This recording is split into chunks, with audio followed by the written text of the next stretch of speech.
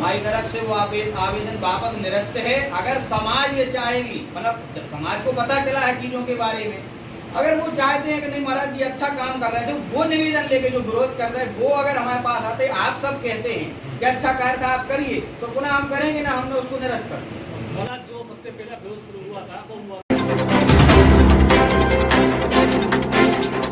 हमारा उद्देश्य सनातन धर्म का उत्थान करना, देव रघुनाथ जी की इस ट्रस्ट को, संस्था को गरिमामयी संस्कृति के द्वारा सारे विश्व में इसका प्रचार प्रसार करना, शिक्षा का, नैतिकता का, सामाजिकता का, सनातन धर्म का प्रचार करना एकमात्र हमारी देव रघुनाथ ट्रस्ट संस्था का उद्देश्य है। उन्हीं उद्देश्यों की पूर्ति के लिए हमने विगत कई वर्षों से प्रयास किए हैं और उसी प्रयास की श्रृंखला में विगत 2 वर्षों से मंदिर की जमीन विक्रय करना ये कोई प्रथम विकल्प नहीं है, ये हमारा अंतिम विकल्प है।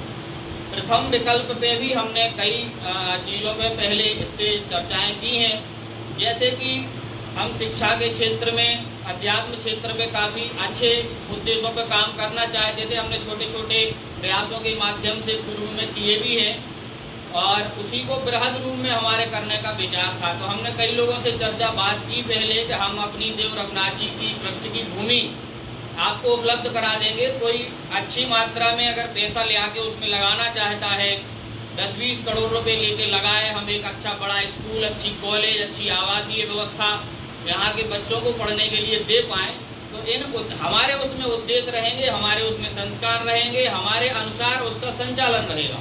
लेकिन आप पैसा लगा के वो कार्य कर सकते हैं। यहाँ के कई अच्छे बुद्धिजीवी या कई अच्छे जो पैसे वाले लोग हैं उन लोगों से भी चर्चा हुई, लेकिन लोगों का कहना यही रहा कि मंदिर की ज़मीन है, हम इतना पैसा लगा के क्या करेंगे और भविष्य में हमारा उससे जो एक व्यापारिक उद्देश्य है वो पूरा नहीं होगा, क्योंकि आपके एक आध्यात्मिक उद्देश्य रहते हैं, चीज़ें होती हैं। तो कुल मिलाकर के कई चीज़ों से सोचा गया। एक चंदा के माध्यम से भी हम लोग देख सकते हैं कि पूर्व में भी यहाँ बड़े बड़े कार्यक्रम हुए हैं, तो उसमें कितना चंदा बहुत प्रयास करने के बाद भी हो पाता है। तो ऐसा कोई बड़ी संख्या में कई लोगों से तो ऐसे वो राशि भी प्राप्त होने की संभावनाएं नहीं दिखी। जब कहीं से कोई संभावनाएं नहीं दिखी तो हम लोगों ने संस्था के उद्देश्यों के पूर्ति के लिए ये अंतिम विकल्प ये बनाया था कि हम लोग क्यों ना कलेक्टर साहब के पास एक प्रस्ताव रखेंगे, अगर वो उसको स्वीकृत कर लेंगे तो हम लोग संस्था के उद्देश्यों का विस्तारीकरण करेंगे, तो अगर वो नहीं करते हैं तो हम उसको कोई बात नहीं है। तो उसी को आगे बढ़ाने के उसमें हम लोगों ने ये प्रस्ताव कलेक्टर महोदय को दिया कि हम लोग ट्रस्ट की लगभग 15-20 एकड़ 25 एकड़ की भूमि जो कि रोड से लगे है और वो अच्छी कीमत की है, तो वो विक्रय कर दें।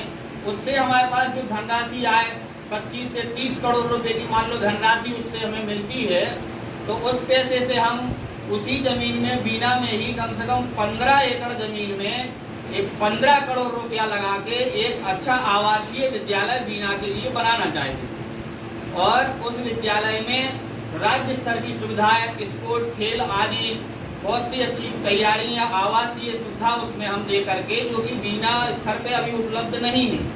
तो ऐसा उसमें शिक्षा के क्षेत्र में काम करने के लिए एक वो उद्देश्य था।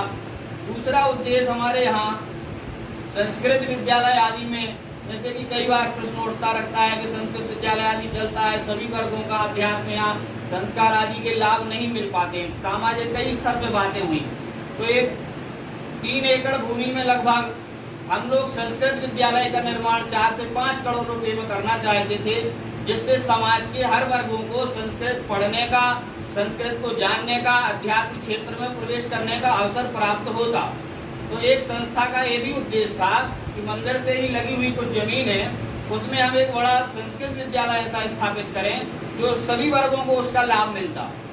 एक और उद्देश्य था कि हमारे यहाँ से, जैसे मान लो यहाँ हम विद्यालय चलाते, संस्कृत विद्यालय चीज है, तो एक उच्च स्तर के आचार्यों की हमेशा आपूर्ति ही रहती है। हम लोग वृंदावन अभी जो हमारा स्थान वहाँ है वो एक छोटा सा है, वहाँ कुछ ही बच्चे रह पाते हैं। यहाँ से हमारे यहाँ 70-80 बच्चे यहाँ पढ़ते हैं। काफ़ी बच्चों की इच्छा रहती है कि वृंदावन जा कर के अध्ययन करें, क्योंकि वहाँ एक माहौल है, एक अच्छी शिक्षा है। जैसे बीना लेवल से भी कई लोगों के बच्चे दिल्ली बम्बई अच्छी जगह पढ़ते हैं, क्योंकि वहाँ एक शिक्षा का वातावरण और माहौल होता है। तो हम वृंदावन में भी एक भागवत संगीत विद्यालय आदि के बच्चों को रहने की और वहाँ पढ़ने की एक सुविधा उपलब्ध कराना चाहती थी।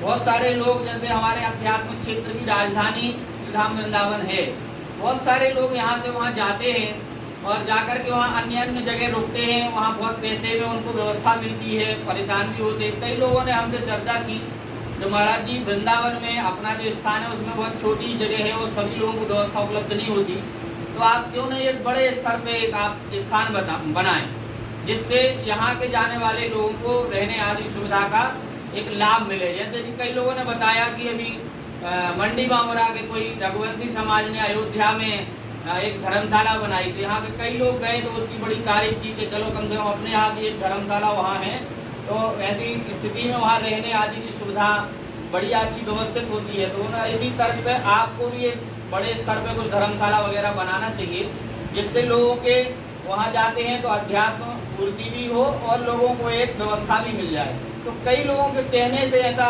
चीज़ें हमारे पास आई, तो एक वहाँ का उद्देश्य बनाया कि क्यों ना हम लोग एक बड़ी जगह लें। तो उसमें हमने 8000 कुछ स्क्वायर फुट की भूमि वहाँ अच्छी लोकेशन पे, वृंदावन की जो प्राइम लोकेशन है उस पर वो जमीन क्रय करने का उनसे हमने वार्ता की और कि यहाँ जमीन लेकर के एक अच्छा आश्रम बनाया जाए। तो वहाँ एक धर्मशाला बनाने का हमारा निर्णय था।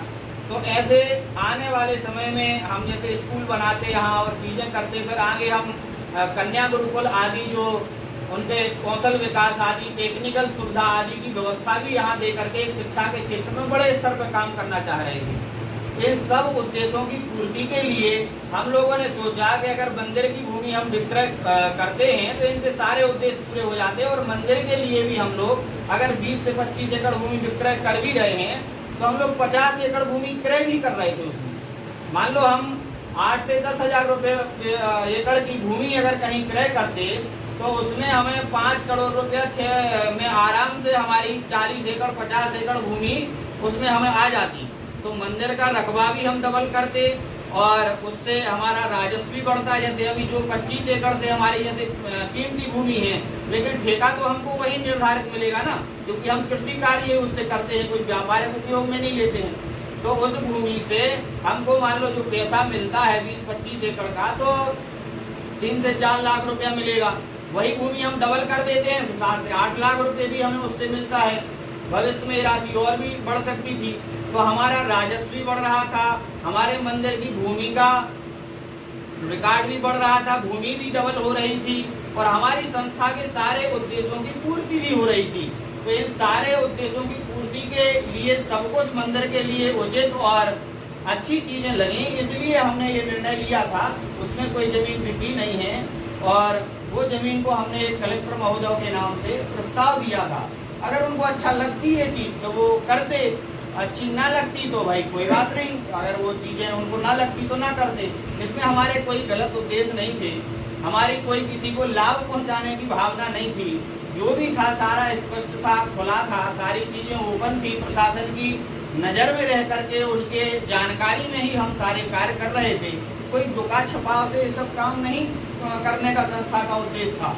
संस्था का एक नैतिक और अच्छा उद्देश्य लेकर के संस्था काम कर रही थी। कुछ बीना के ऐसे लोग जो पता नहीं किस वजह से उनको इन उद्देश्यों में अलग लगा और उन लोगों ने इसको बड़े गलत तरीके से समाज में इस चीज को प्रस्तुत किया। उनने एक ही चीज का प्रश्न समाज में बना दिया, बिकना चाहिए जमीन के नहीं बिकना चाहिए, बिकना चाहिए कि नहीं बिकना चाहिए। अगर वो उसके साथ साथ में वो लोग समाज जो हमारे उद्देश्य हैं उन चीज़ों को शायद अगर जनता को बताएं और सही चीज़ें कहें तो बहुत सारे लोग कहेंगे कि इसमें उद्देश्य उचित है, इसमें अनुचित नहीं है। और इन सब चीज़ों का हम लोगों का बड़ा अच्छा उद्देश्य था। अच्छे उद्देश्य की पूर्ति के लिए ही हम लोग ये काम कर रहे थे। लेकिन बहुत सारे लोगों ने उनकी प्रस्तुति बहुत अलग तरीके से दी। कई लोगों ने छापने में चीज़ों में बड़ी अलग तरीके की प्रस्तुति की कि वो तो मंदिर बेच रहे हैं, मंदिर की ज़मीन बिक रही। कई लोगों ने उसमें उदाहरण दिए कि अगर बड़ा मंदिर ज़मीन बेचता है तो अन्य छोटे छोटे मंदिर हैं सिटी के कई जगह के, वो लोग भी इस ज़मीन विक्रय का कार्य करेंगे। देखिए, हम नहीं जानते कौन बेच रहा है कौन नहीं, अभी तक किसने बेची है किसने नहीं, हमको इसके ज़्यादा आंकड़े पता नहीं है। परंतु अगर कोई अच्छे उद्देश्य की पूर्ति के लिए कोई कार्य करता है और उसमें संस्था का अहित न हो रहा हो, तो इसकी परमिशन या इसकी चीजें तो कलेक्टर महोदय या प्रशासन आदि ज्यादा अच्छे से जानता है, वो लोग भी इसकी बारीकी से जानते हैं।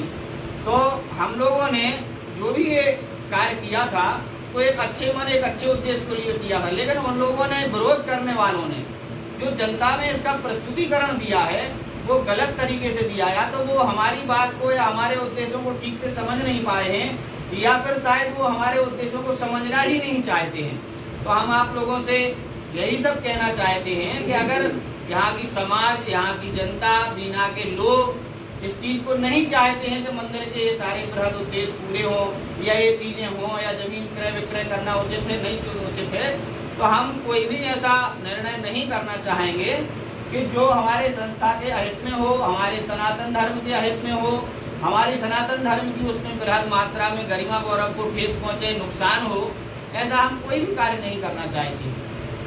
तो उन चीजों को लेकर के हम लोग ये जो हमने प्रस्तावित कलेक्टर महोदय को दिया है, हमारी ब्राह्मण समाज के प्रतिनिधियों से भी इस विषय में चर्चा हुई है, उन लोगों से आके वार्ता हुई है, तो उन लोगों ने यही कहा कि यद्यपि आपके उद्देश्य बहुत अच्छे हैं, लोग अगर इसका समझने का प्रयास करें तो ये बहुत बढ़िया चीज है, लेकिन वो कहते हैं कि यद्यपि शुद्धम लोक विरुद्धम, यद्यपि चीज तो ठीक है लेकिन वो लोकाचार के विरुद्ध है, वो लोग उसके बहुत ज्यादा लोग अगेंस्ट हैं, वो उन सुविधाओं को लेना नहीं चाहते हैं या उस चीज को अच्छा नहीं मान रहे हैं, तो उस चीज को नहीं करना चाहिए। यद्यपि ठीक, बात अच्छी है, काम अच्छा है, सारी चीज अच्छी, लेकिन लोग विरुद्ध।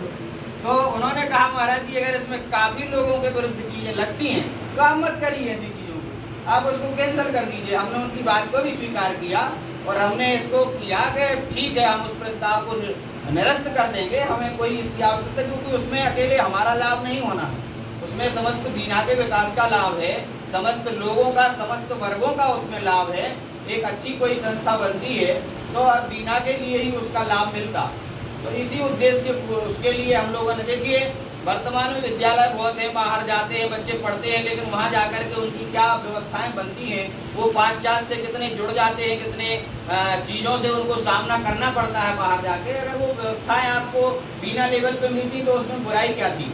लोगों ने प्रश्न रखा था कि आप बीना का पैसा बीना में ही लगाइए, तो 70% 80% पैसा तो हम बीना में ही लगा रहे हैं, लेकिन आध्यात्मिक लाभ के लिए कुछ लोग यहाँ से चाहते भी हैं कि तीर्थ स्थान पे भी हो, क्योंकि वो हमारा तीर्थ स्थान और अध्यात्म लाभ प्राप्त करना हर मनुष्य का एक अंतिम विकल्प होता है।